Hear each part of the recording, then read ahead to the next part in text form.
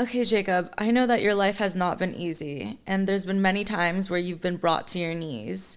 Let's go ahead and take our listeners and you back to a time where you had been going through so much.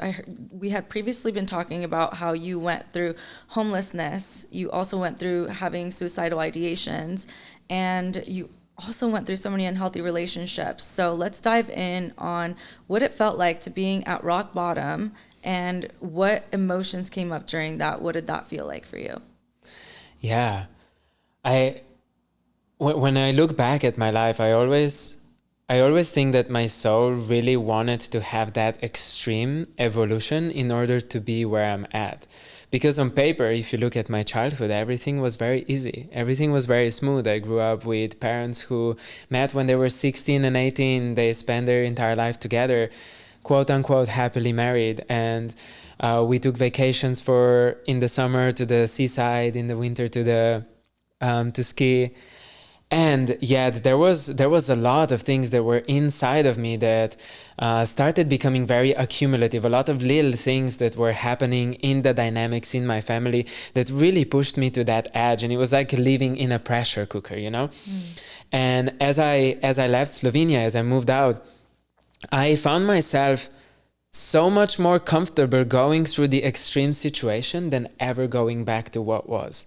It was almost like this accumulative tension was so much that it was like living in the constant state of anxiety and neuroticism. And as I left, even the spaces where I was homeless, where I nearly died, felt better than going back. So one of these moments that comes to mind is when I was homeless. I was 19 years old, and I slept out in the streets. I slept out in the rain. It was one of the darkest periods of my life, and I kept on asking myself, why keep going? Why keep trying? What's the point of anything? And what I found is that in those moments of deep, extreme pain, we always have a choice. We can either allow ourselves to be in the pain, seeing what's the beauty on the other side of it, or we can go ahead and numb it. And I have been lucky enough to be brought down on my knees to such depth and such extent that there was no possibility of numbing it in any way. It was just it was the opportunity to just so deeply and fully surrender and allow myself to be taken over by life, to need to grow, to be forced to grow. And it was these moments where it was literally, this needs to stop, something needs to change, something needs to be different. Then my life actually started flourishing and becoming better. So as I look back at my life, there have been so many moments that have been these key moments, key points that there was no turning back. When I was homeless in France, when I was almost killed in Argentina, I had suicidal ideation when I was motorbiking in Vietnam, and I remember holding on to the motorbike. There was trucks speeding in front of each other, and I would go in between the trucks, literally this far away from each one of them, and I kept on thinking, what would happen if I just turn it a little bit, if I just end it all right now. And in one moment I did. I pulled it on the side, the motorbike crashed, it was totaled, it ran under the truck, and the truck ran probably about 10 centimeters by my head. And that was such a wake-up call for me, where it was like, God is not finished with me yet. God still has a plan for me. So as I let myself be in those spaces, those became the opportunities for me to really get to the next level version of myself, to really work on myself, to really get to the roots of why that anxiety was there, why that depression was there, why all those heavy, dark, dense thoughts were even there. So allowing myself to really go into the spaces that were so deep and so uncomfortable became the biggest point of evolution for me. That's so amazing to hear. Yeah. So it seems like almost the catalyst moments for you of understanding that something needed to switch was almost in those deep, deep, dark moments of just letting it all go. Is there, besides your motorbike accident that you talked about, is there a specific moment that you can recall where something changed internally in your mind where you were like, I absolutely need a change in my life? Yeah. Well, there have been so many. I can talk about relationships where I have big awakenings through relationships, and I can talk about just the general life when that moment in France was one of the key turning moments for me. I was sleeping under the rain. I was sleeping in the rain on a bench outside, and I was just thinking about ending it all. And my thought was, why keep going? What's the point? What's the purpose of it? And I remember looking at a puddle in the rain, and how the raindrops were falling in the puddle, making its own like symphony and its own harmony. And there was the vibration, the frequency that came through, almost like the spirit coming through it. And I realized that in that moment I'm still here and everything is perfect. And even through these struggles are not for me, they are in service of life. And what I realized is that all the things that have brought me to the point where I am at in that moment are all the learning things, all the growth spurs that I've had in my evolution that are not for me. They're for other people to learn from as well. And how deeply my story can impact others if I just share it. So that was the moment where everything switched for me, in the way that I realized that I'm not living this life just for me. I'm living it in service of higher power, and I'm living it in service of others as well. I love that. Many people, when they're facing a deep sense of grief, loss, and just tribulation in their lives, they often run to distractions and numbing. At what point in going through all of these hardships for you did you say no to the running away from it or the numbing? Yeah. I actually haven't fully understood what numbing really means. The depth of these patterns of addictions up until a few years ago. And I realized that when I left home, when I left Slovenia, my thought process was, I'm just going to explore the world. I really want to see what's out there. I felt like I was too big for the country that I was in, for the family that I was in. I grew up in a small apartment with consistent arguments going on. And I just felt like I was going to explore the world. And I didn't really realize that me going out into the world was the way to not deal with the pain that I felt inside. So this was my first interaction of like really looking outside of myself for something that could have been found inside. And I traveled the whole world. I traveled through almost every single continent within the period of like 4 or 5 years. I meditated in the ashrams with the yogis in India. I worked in Australia. I traveled through entire Europe, and really going through different experiences, working in different spaces, meeting different people. And right now, as I look back at it, I totally see how this was in order to not face myself. And I've moved places. There was such a big sense of grief. And every time I would move places, I would just go straight into the next thing, put on a brave face, just be like, okay, next thing. As soon as I would exit a relationship, I would jump straight into the next one. And I've never really allowed myself to fully feel. But because I didn't have these intense addictive tendencies, because I never went into drugs, never was heavy on alcohol either, I could not see how subtle these patterns really were. So it was only a couple of years ago, 5-6 years ago, when I was in the Amazon, sitting in plant medicine ceremonies with the indigenous people, that I started realizing how I've not actually allowed myself to feel anything in my entire life. Every time there was a deep emotion, and this is because in my family, the injunction that I received, the belief that I received was that it's not okay to feel. It's not okay to be sad. It's not okay to cry. It's not okay to express anger. And every time there would be a sense of emotion coming through, I would find a way to run away from it. Either through personal development, plant medicine, getting into relationships, travel, whatever that was, right? I would be constantly reading books, listening to the seminars, and I didn't even know that me going after personal development was just another form of escape. So about 5 years ago, I am sitting in a plant medicine ceremony, and there's a group of facilitators, there's a group of indigenous people that are holding me in the depths of my feeling, and suddenly I realize I have so much pain in the body. And that experience of that much pain became the portal of everything that is there, because I could not look away. I could no longer turn away from the pain. I could no longer turn away from the grief. And it was almost as if all the grief and all the pain came through all at once. And I was forced to sit with all of it. So that really opened up a space for me when I started realizing like it's okay to feel, and not only it's okay to feel, but it's so necessary to feel. It's so necessary to allow yourself to be with the depths of all the emotions, the depths of grief. And I've just recently had an experience with big waves of grief.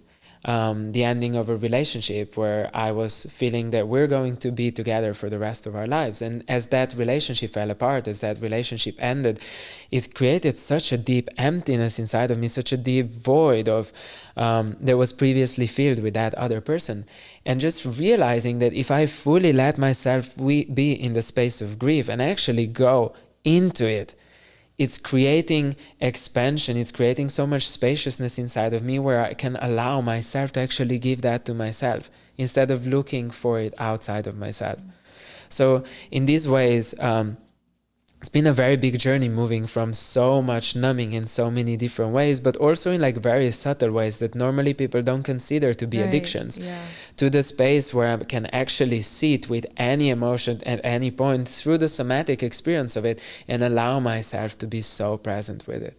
Yeah, thank you for sharing another view on what, you know, addiction, numbing, and running away is, because a lot of people, we think that it's just with substances, but there's so many ways to fully disconnect and dissociate from your own body.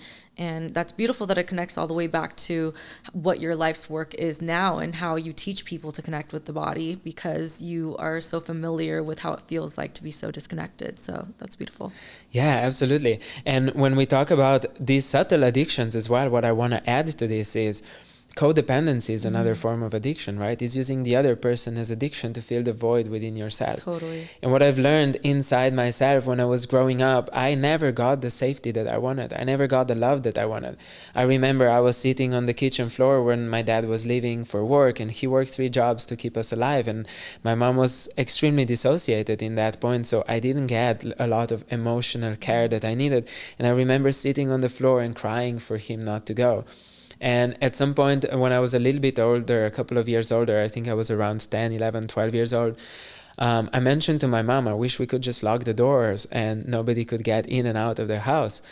And instead of really listening to me and just asking me, what do you really mean by that? They sent me to a psychotherapist.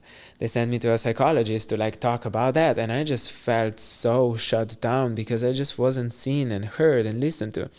And where I'm going with this is that this sense of unsafety inside of myself, this sense of not being fully taken care of in the way that I needed, I then started looking for that in different relationships, in romantic relationships with different women. And it became a pattern where I would get caught up in this codependent dynamic. Whether it was in the way that the relationship was like slightly abusive from one end and I would play the victim role, or it would be in the way that we would both play a codependent role and just not be able to like disconnect from each other, even when we saw that the relationship was not in alignment. We kept on prioritizing each other's needs, and like really holding on to so strongly just to not lose that sense of potential of love or safety that we were both desiring, right? So with that, I'm wanting to just go into the subtleties of addiction as well, because it's not just about substances. Sometimes we get addicted to relationships, we get addicted to validation, we get addicted to chasing love. Yeah, and just tying it back to, you mentioned, well, it seems like the first level of codependency that you ever experienced was with your father, right? And so tying it back with him, what can you say about the relationship with him and how it's impacted your life today? Yeah, so my father is a really, really beautiful man. And I remember there was a moment when I left Slovenia when I started making a really good life for myself on paper. We can go a little bit more into that another time. But I remember sitting in the car with him when he was driving me on the airport, and it was the first time he told me that he's proud of me. And throughout my entire childhood, I didn't really get a lot of emotional connection with him. He was a very, very straight, very strong, very powerful man in many ways, but not very in touch with his emotions. So that was also something I picked up very strongly. And up until, as I mentioned a few years ago, I was so disconnected from how I feel. So my relationship with my father was pretty good on paper, but it was missing depth. And I feel like that reflected into the relationships with all the men in my life. And as soon as I got really in touch with the emotion, with the depth of myself, I realized that I feel so much more connected to women. Majority of my friends were women. Majority of my partners were women. In business partnerships, in different projects that I was creating, it was always women, because I felt like there's such a big depth to them that I could never find in men. And that's not to say that men don't have that. That's just to say that I did not have the capacity to connect with men in that kind of a way. So my relationship with my father really deeply impacted that. First, him being absent as I was growing up, taking care of the family, but also some things that he said have stuck in my head for so long. For example, when I was about 13 years old, and we were saying goodnight, and at some point he told me, Jacob, you need to study and you need to learn a lot. If not, you're going to end up like your dad. And that was like one of those things that really deeply impacted me. Like, oh, okay, I have to like study, I have to be smart, I have to, fight in the world to actually be something, to be successful. So just this relationship of like really taking on everything that he was saying, created a lot of how I would perceive the world of men, and how deeply disconnected I was from brothers in my life, from the community of men in my life. And it all became about just connecting with women, just looking for that emotional depth that I never got from him. Yeah. And could you say that maybe the connection that you were yearning from with your father has played a role in the healing of the masculine wound that you've been able to acquire today? Can you share a little bit on what that process was like with healing the masculine wound? Yeah. I want to go a bit deeper into that. And it wasn't really my father that hurt me the most as far as man goes. It was actually my brother. And I have an older brother, and he's an absolutely beautiful, very sensitive human. And he started training martial arts quite a bit before I did. I think it was 2 years before I did, and I was 2 years younger. So it was 4 years that he was physically much stronger than I was. And I remember all I wanted was a sense of belonging. And a lot of kids look up to their older brothers. I had absolute adoration for him. And I wanted to be like him. I wanted to play with his toys. I wanted to be around his friends. And the level of rejection that I've received from his side really landed in my heart in the way that it made me feel like I'll never be good enough, that I'll never be loved. And it created a lot of mistrust towards men.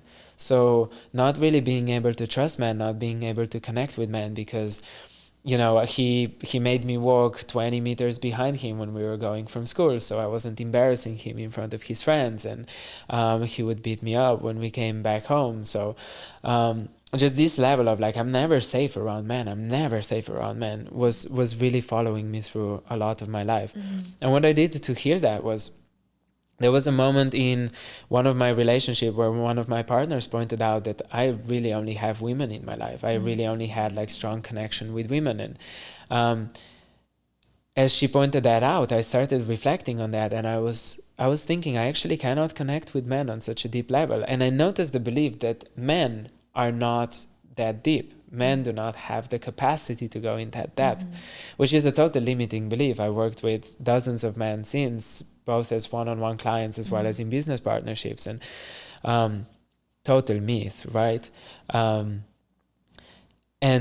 what I had to do to like really create that space for me and to really hear that was to lean into the possibility that the view I have of man is completely wrong.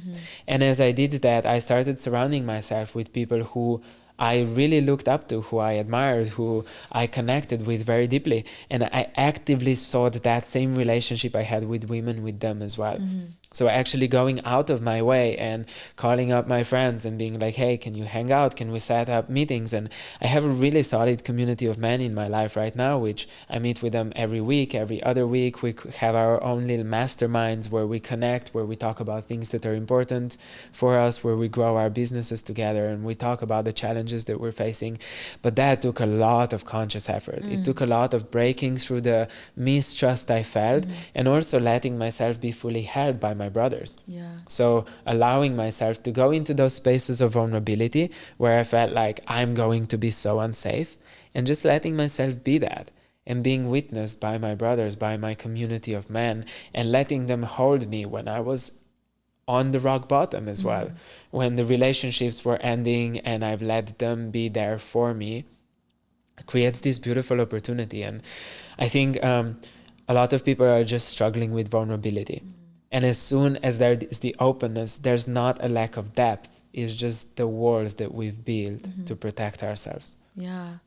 And it seems like going back to talk about your father and how much society molds this paradigm of the way that men should relate in the world. And it's almost generationally, right, that we've been giving this structure of how the man is. And specifically, maybe that's what your father was given by his father, and then he was unintentionally, unconsciously passing it down to you. At what point did you decide that this version of masculinity did not work for you? I think relationships actually hold a really big mirror up for us. And there have been quite a few relationships where I have not shown up in my healthiest way. And as I was seeing how I was hurting my partners by acting out in the ways that I have been taught, there was this deep desire to change. It was like, I cannot let another relationship go by acting the certain way that I've been acting. And even though a lot of the ways these dynamics have played out are not my responsibility, a lot of it still is. So having that mirror held up in front of me and just seeing like, wow, this is how I've been playing out the same pattern as my father did, as my brother did, towards me, towards other women, the way I've seen men in my childhood growing up. And I've not had examples of healthy men. I've not had examples of healthy men up until a couple of years ago, where I've consciously decided to build that community around me, right? So there was a moment, it was probably about like 4 or 5 years ago, where things really started shifting for me. And I started looking at myself from the perspective of, who do I want to be? How do I want to show up as? What are the patterns that I have been indoctrinated in, that I have grown up to believe? And how do I change that? How do I rewire that? Because it's not as much as we want to say it's, like we can just change it. It's really hard to change when you don't have an example. So it's almost like you need to be the trendsetter for yourself to see what is that healthy version of you. Because modeling people can be beneficial, right? To see different examples. But we're all such different beings. So I know for myself, I tend to come a lot from my like softer side and speak from my softer side. And even in the way I'm working in somatics is like much more on the softer side, right? And then there's other men who are very direct, very firm, very, almost like very assertive, right? So just finding that balance within myself was, how do I want to lead in my masculinity? While allowing the healthy expression of both, not just the masculine, but the feminine in me as well. Because what you repress, what you push away, ends up creating an unhealthy dynamic. So if I'm repressing my feminine side and like repressing my creativity and my play and my joy and my softness and my gentleness, then that becomes this unhealthy dynamic of pushing that away. So a couple of years ago, there was a moment where I just realized I was in a relationship, and I was like, the way I'm showing up, if I was her, I would not want to be in this relationship. I would just not want to be here. And as I became conscious of that, as that mirror got held in front of me, I started just like leaning into, but what is the example that I'm looking for?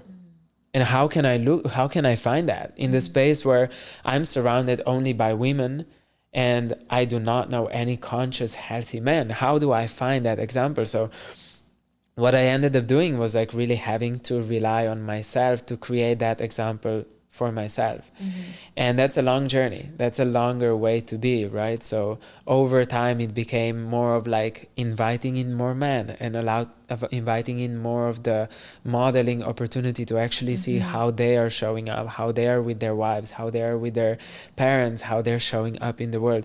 And it happens to be a lot of clearing that needed to happen with my parents as well. A lot of really taking responsibility for how I judged and resented them for how I was raised. And only after that was fully cleared, it allowed me the spaciousness to step into something different. Yeah, no. And what comes up for me is like, can you share with us the process of what rewiring that mentality and how that looks and what that looks like? Yeah. So Specifically, going from the mentality of the way the old paradigm of masculine energy was to being open and coming into your own personal power of vulnerability and self-expression. yeah, absolutely. So I am going to be generalizing here, and I totally get that there's a lot going on in the world, and we talk about the interplay of different energies. Um, a lot of men have been raised in the space where we were not allowed to feel. In transactional analysis, we call these injunctions. And the injunctions are: don't feel, don't think, don't play, don't express, don't be joyful, don't cry, whatever that is, right? So what a lot of men are raised with is boys don't cry. Like, men are strong. You need to be the provider for the family. Right. You need to be the big man in the family. So the rewiring of that looks like seeing that belief that was created and then allowing the opposite to also be true. Finding so for me, in the work that I do, is a lot about somatics, as you know. So in somatics, what we do is like we go to the core of that belief, of like that moment where we were told or shown, or it was accumulative, right? When we were told, don't feel, it's not okay to feel, it's not okay to cry, it's not okay to be angry, it's not okay to yell, it's not okay to throw tantrums. So we go into that core moment when that happened, and then we reframe the story and we create a different alternative scenario. What would it feel like if it was okay to cry? What would you want this boy growing up to experience in that moment instead of what he experienced in that moment? So what would be an alternative? Would you let him cry? Would you let him scream? And as we create in our mind these different scenarios, then this inner child who was told not to cry, not to feel, not to scream, not to yell, not to be angry, suddenly has a different alternative. So the rewiring then happens from the level of the nervous system, not just at the level of the mind. And that reflects in all of the things that we do. But then it's also the rewiring that needs to happen in the actual moment, which is, as I speak to my brothers, as I speak to my friends, and there's something that comes through that feels like a really deep and heavy topic, I can just notice in my body how there's a wall that comes up, how there's a resistance of sharing something. And this is the other part, which is like not only processing it somatically on the level of the subconscious, but also going into, can I lean into vulnerability when it matters? And it's the same in relationships. When we start rewiring the way we're showing up, can you actually lean into vulnerability when it matters? So for example, I had a really big thing that I was raised with, was my brother and I arguing, and he would always dominate me and like push me down and make me wrong. So what I grew up with was the idea that I need to be right. In order to get love, we kept fighting for love from my mom, right? In order to be loved, I need to be right. So that played in the relationship dynamics, which was I always needed to be right. I always needed to dominate the argument, the conversation. And it took a lot of strength to start to lean into the possibility of like, can I not do that when it actually matters? In that moment in the relationship, would you rather be right or would you rather be happy, right? And to actually like drop off the need to be assertive, to be right, to dominate, but actually let myself be fully vulnerable, fully exposed. And the same with men. In the moments where there's the possibility of me leaning into like, I'm a strong man, let me show you my mask and my Right. how big and powerful I am, and actually leaning into like, wow, here is where my heart is, and showing my heart to the brothers that I'm connecting with. Totally. I truly believe the more men we have doing their own inner healing work and coming into the heart, like you're saying, and being and using vulnerability as a superpower, the more that we're all going to be able to relate in such a healthier way. Okay, Jacob, so since most of your clients are women, What can you say about the difference of the masculine and the feminine wounding? Yeah. What I've actually noticed that I think is really important to point to is that there's a lot of wounding between women, there's a lot of wounding between men, and there's a lot of wounding between both, right?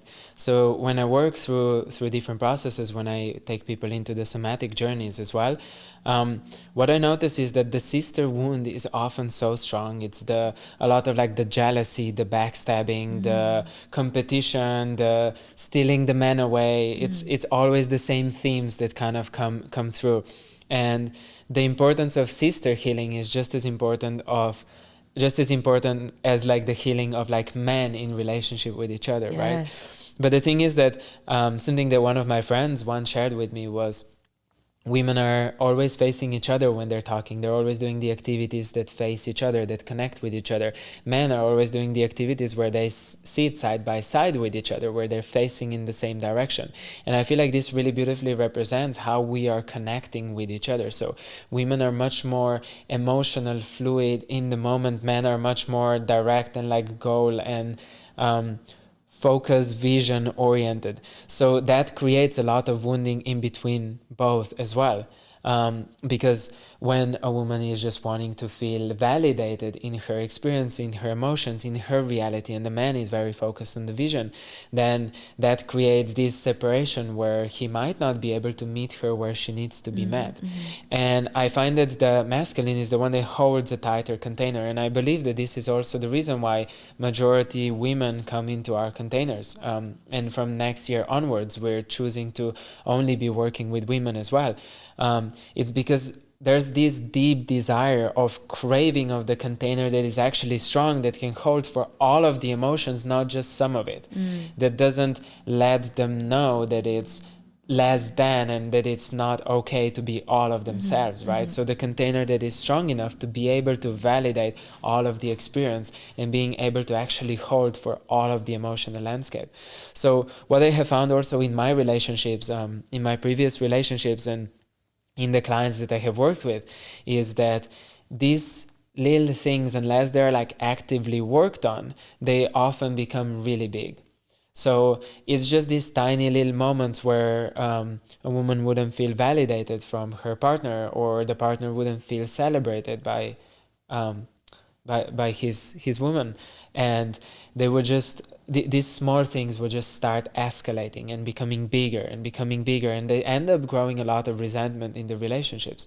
So this wounding is not just the wounding that happens in the relationship, but it's such deep wounding from our childhood as well. The domination, the control that happens from the masculine side, and that's the unhealthy version of this container, right? So on the healthy side, we have the container that can hold for all of that. And then on the other side, we have the container that wants to control. And we can see that with all the big patriarchal structures, such as like religion, for example. The idea of Christ consciousness and the beauty of spirituality is just so profound and so fluid and so incredibly expansive. But then when the institution comes over it, when the institution of, for example, let's say church comes on the top, then it can start taking these unhealthy forms where it's wanting to dominate, when it's wanting to control, like this is good, this is bad, and if you do the bad, then you go to hell. And it creates that negative controlling side of it. And that can play out in relationships as well. The healthy container in the relationship is the one that allows both partners to be free. It's the liberated love. It's the love where both partners choose to be there for each other from the sense of wholeness, not from the sense of lack, not because they need each other to fill that void within themselves, but because they choose to come from a sense of wholeness and actually embody that through the relationship of actually being in that space. And the opposite of that is where they choose to control each other, where they need to control each other to feel validated in their own experience. So this wounding is really, really interesting to look at, especially when we tie it back to the same gender, when we tie it to the sister wound, which is the wounding of, I just want to be free, I want to express, I want to be held, I want to be seen, I want to be appreciated. But then there's the competition that comes through, because it comes again from that sense of lack, that sense of emptiness. And then suddenly we've got women competing with each other, stealing men from each other, you know, fighting for each other, gossiping behind each other's back. And majority of the women that I've worked with have been on both sides of that as well, on the side of being spoken to behind their back and like all these gossip play that starts happening, and on the side where they were the ones that were hurting their sisters by doing that same thing. And then on the masculine wound, it becomes so much more about the competition against brother and trying to push another person down so that we can be stronger, that we can be harder. And the antidote to both is just extreme and radical vulnerability. To be fully in the heart, to let ourselves be fully whole within ourselves and let ourselves be held by the community in like radical transparency and vulnerability, without putting on the masks, without needing to like get somewhere or take in order for us to feel whole. And I think this is the distinction that ends up happening in either the women to women, men to men, men to women relationships, which is the healthiest expression is where you're not taking anything away, where you're just being in the sense of wholeness and then you just give. So the sense of I'm already complete, I don't need to take from you in order to get something. And that's also the big wound between the men and the women, is when men take something from the women, either the innocence or the control or the ability to speak or to say no, the controlling aspect of the woman who cannot express her needs because the man is always dominating, right? And in the work that I do, I see a lot of like sexual assaults, a lot of physical assaults, a lot of verbal violence as well. So all these are the ways of like one person taking something from the other person just because they're trying to fill the void inside of themselves. And not to say that it doesn't go the other way as well. I've also been on the other side of that spectrum as a man, where I have been physically and verbally abused in so many different ways. So just like looking at that from like different perspective is like when we can come from the place of wholeness and let ourselves be vulnerable in our wounding, let ourselves be held by our brothers, our sisters, and looking at each person, no matter the gender, as you are my sister or you're my brother. Like really looking at you from the perspective of you are my sister. I will treat you like my sister. Totally. And as my sister, what I want is I want the best for you. I want you to be safe. I want you to feel like you come to the space of wholeness within yourself as well. And therefore, my mission becomes to protect you, becomes to provide, it becomes to be there for you in like every single way that I can. Not because I want something from you, but because you're my soul sister. And I think that's what's so like, it's so hard for women to fully trust men in today's society because, again, we've been molded into these different dynamics and ways of being where women do feel unsafe around men, where this type of mental thinking is the Christ consciousness way of being, you know, where we are all one, where we are all family, and men are the protectors, and we are also giving love and being healers and being our loving feminine energy back to men. And there's just the huge disbalance between the feminine and the masculine in that sense. So I think it's beautiful that you have been doing the inner work to be able to also come to a place of facilitating and helping women and men come into a space of coming back into their hearts and into their bodies, specifically through vulnerability. And just understanding the power of vulnerability itself. What can you say that relating with women, how has vulnerability been a powerful tool for you to hold space and for you to also just work with the feminine? Yeah, first of all, I think the most important thing is that I never saw it as a tool. It was just who I ended up becoming. Yes. So it never became something that it was, okay, I am vulnerable now, therefore, you know, something will happen or people will feel safer with me. It was more so I am vulnerable because that's how I choose to show up in the world. And as I created a lot of safety in myself, and I think this is the most important thing in facilitation in any sort, and now it's straying a little bit off topic, but if we talk about facilitation, the only way to make other people feel safe is when you can learn to feel safe within yourself. So for me, it's been like really a lot of inner work to get to the place where I feel fully safe within myself. I know that I have that love that I was looking on the outside for. I know that I can cultivate that within myself. And from that place, I can also powerfully choose who I want to be with, where I want to be, who I want to serve, right? But it comes from the place of like complete safety. So I know that whatever happens outside of me, I know that I got me. I know that God knows where my heart is. I know that where I am is in so much of groundedness, so much of safety, so much of security, and it doesn't matter what's happening outside of me. And when we translate that into the space of facilitation, is really holding that stance for myself, holding the safety within myself, create this safe space for others as well. So then they can be vulnerable and like let themselves be seen, because they see, they feel, they understand this level of maturity that is in this level of inner work, right? And then the vulnerability that comes through on top of that is me allowing myself to be seen in where I'm not fully evolved yet. So I don't claim to be perfect. I don't claim to be fully healed. I don't use these kind of terms as a guru or anything like that. So for me, it's just really being transparent with, I'm still learning. I'm still a work in progress. I'm still halfway to where I want to be or less, right? We're all still, for the rest of our life, we're going to keep learning. So when I can openly speak about the things that I am still challenged by in my life, in my finances, in my relationships with men, in my businesses, whatever that is, then this creates the opportunity for other people to like actually relate to me on more of a human level. And this is the space where it creates not only the safety, but it creates also the connection. Let's talk about self-compassion. Self-compassion, I feel like, is hard for a lot of people to understand and really accept within themselves. So how does compassion play a role in your journey, and how did you learn to have compassion with yourself?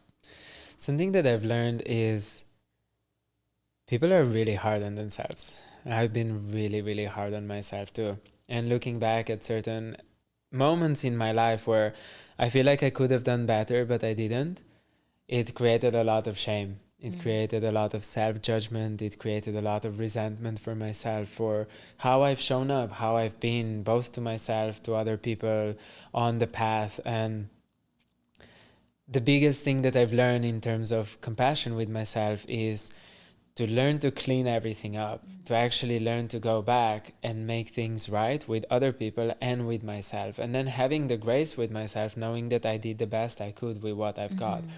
And something that happens when we start healing our relationship dynamic as well. We end up realizing that every behavior has a positive intent. People are doing the best that they can with what they have available to them. And I'm sure that if your parents in one way or the other were not healthy in the way of your upbringing, their upbringing was probably not healthy either. So we just replicate these dynamics over and over again. So it's important to realize that because of how we were raised, where we were, how our circumstances were, we did the best that we could. And that doesn't mean that right now we cannot do better. It just means that what was available to us in terms of our nervous system regulation, our nervous system capacity, our understanding, our beliefs, our patterns, all of that was at a certain level back then. So the compassion for me kind of equals grace, like having grace with myself and letting myself realize that I did the best I could with what I had, and now I have more and I get to do more and I get to do better and show up better in communication, in relationships, in how I am towards myself too, and how I show up for myself, like really giving myself that love that I've been wanting to get. And when it comes to that, there's like the next level is available to you as you let yourself feel something all the way through. So for example, grief. A lot of people are wanting to look away from grief. Grief is one of those moments, one of those feelings, one of those emotions where it feels like we have lost a part of our identity. And there's so many different types of grief, not just loss of a romantic relationship, heartbreak, or loss of a loved one. It's a loss of identities, a loss of future that we were imagining. It's the loss of like memories of somebody knowing us a certain way. And the emotions within that are so profound and so deep, and it's such a space of expansion. And as a space of expansion, it's unfamiliar, but it's also creating a lot of possibility. So when we transition from wanting to numb that and escape that, and we actually go into feeling all of it in the actual depths of the somatic experience as well, noticing what's happening in our body, noticing the emotions that are coming through, then we get to step into that next level version of ourselves. And only after we're at that next level version of ourselves, when we've expanded our capacity to feel, to explore, to be, then we know something that was not available to us previously. Yeah. So I know for myself, I just did not have the capacity to grieve previously.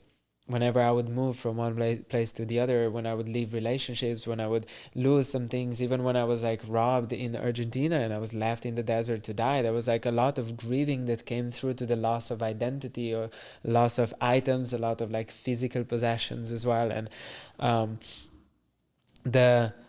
I didn't allow myself to grieve. I just went straight into like, let's do the next thing. And as I've learned how to do that, how to grieve, how to let my capacity be expanded, then I can see how I was doing the best that I could with what I had available at the time. How I just couldn't let myself be in that because I didn't have the capacity to be in that. And now that I do, I can do different. What I'm hearing in that is basically you have to be willing to go deep within yourself, and the level of depth that you're able to go within yourself is the level of exterior depth you're able to expand outwards, right? Exactly. Yeah. All these things that happen to us are such opportunities for us to create something at the bigger level of depth. So the more abstract, the more contrasting your life experience, the deeper you're able to go within yourself, but also in life with people. We can often see that with people who made a lot of money and lost a lot of money, with people who had really extreme experiences and a lot of addiction in the family and a lot of abuse and molestation and whatever else. When these experiences are so intense, that allows them to access something so much deeper within themselves. And that creates the capacity to show up in that depth and vulnerability for others as well. And I know, I think for myself, because of how I was raised in the family that I was in, it was almost as if my soul was craving these more contrasting experiences and like putting myself in the spaces where it was really extreme situations, so that I expanded my capacity to feel, to experience life, to experience all of myself, this entire human experience. Yeah. And that translates in the way I work with people as well. Yeah. I know that I was not able to hold space for certain things up until I've experienced them myself. And that gave me the capacity to be that safe space because I get it. I'm not just coaching something that I've learned in a coaching program or validating their experience the way the therapy would. I can actually go there with people because I've been there, I've experienced that, and I've overcome it as well and embodied the opposite of that. Yeah, I think personally, me working with you, that's something that that always made me feel very safe with you. It's like you are very vulnerable. Same with Jeremiah, very vulnerable in the way that you guys share about your personal life experiences, and there's just so much truth and integrity in the way that you guys share that is very, I feel like, nuanced and also disruptive to people who are used to interacting with someone that's in their truth. Yeah, thank you so much for saying that. And I think it's important to note that the safety gets created when something is really embodied, when somebody is able to meet you where you're at and like really go there with you. So it's not the same as regurgitating something read from a book or something learned from another coach or a coaching program, but it's like we can go there with you because we've been there. We've been through the depths of it. I've been in the depths of depression. I've been suicidal. I almost killed myself.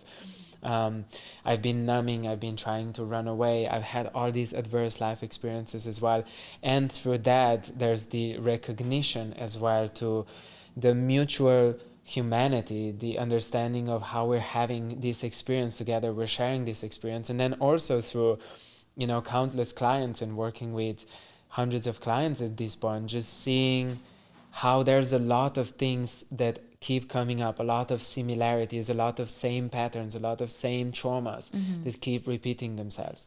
And that's also the level of experience, right? It's like really being able to see that and hold for that and be with that. Okay, so many people are impacted by generational patterns, sometimes without even noticing it. How have how has your breaking free from these patterns impacted the way that you view your family, your relationships, and your purpose? I would say that I'm still in the process of breaking through generational patterns, and I think this is it's like a lifelong journey because you don't know what you don't know until Yeah. it's pointed to you. And through all the mirrors that I have in my life, I get to see more of myself, and it's a really beautiful process. There's a few that come to mind that I have been actively working on breaking. One of them was just this relationship pattern that I've learned from my parents, and then the other one was definitely an abundance pattern. And I have noticed how in my nervous system I have learned that scarcity and poverty is actually safe. It's actually much safer than having a lot of money. So my capacity to hold for wealth was pretty much non-existent. There was one moment in my life where I did make a lot more money, and I ended up just kind of like cutting it at that, and then using that to travel, to move around, and I lived off the savings for the next 3-4 years, basically burning it off. And I've just learned that it was actually never safe to make any more than that. So I limited my capacity based on what was familiar. And we always choose what's familiar, and these are the family dynamics, right? So if we were raised in the chaotic environment where there was always arguing, there was always fights, there was some abuse, whatever that was, then we know that this is familiar, and our nervous system, even though it's not pleasant, is looking for more of that because we keep coming back to what's familiar. So as we start breaking these patterns, we can lean into, as I was saying, in the process of like letting ourselves grieve and feel all of this emotion. There's a level of unfamiliarity and uncertainty that happens. And as we let ourselves be in that space of uncertainty, this is where we can start expanding our capacity and really creating more spaciousness for the new to be there. And that new can be better relationships, better connection to higher power, building businesses, more abundance, whatever that is, even deeper connection with our loved ones and with ourselves, so that we can actually open our heart and feel safe and drop off the masks and drop the anxious and codependent patterns and all of that. So in my story, there has been a lot of codependency, there has been a lot of scarcity, poverty, and as I've started breaking these generational patterns, I have noticed how my capacity to hold has expanded so drastically. I'm able to hold for dozens of people at the same time when they're going through big processes, both online and in person, where I'm able to hold for a lot of abundance in my own life and maintain it, not just make it, but actually have it stay, where I'm financially free, where I can move wherever I want and do whatever I want, where I can actually like let myself be in the space where I can focus on building my business and not fully working full-time job and being tied to a certain place, right? So all of these things are something that has manifested as the expression of me allowing myself to lean into the uncertainty and the expansion in my nervous system. And it has also allowed me to so deeply live in my purpose from the perspective of realizing that all that has happened to me is happening in service of life. And the more I show up doing the work that I'm doing, which is basically essentially just creating safety for people to be themselves and like reminding them who they are meant to be, how they're meant to live, where their heart is, how they can be in more openness and more vulnerability. And as I do more of that, then all of the other things just start coming in it. And this is also just me being in purpose, is breaking that generational curse in my family, because both my mom and my dad have sacrificed how they wanted to live their lives to be able to provide for the family. So through that, me being in my fullest expression of myself is already breaking that pattern.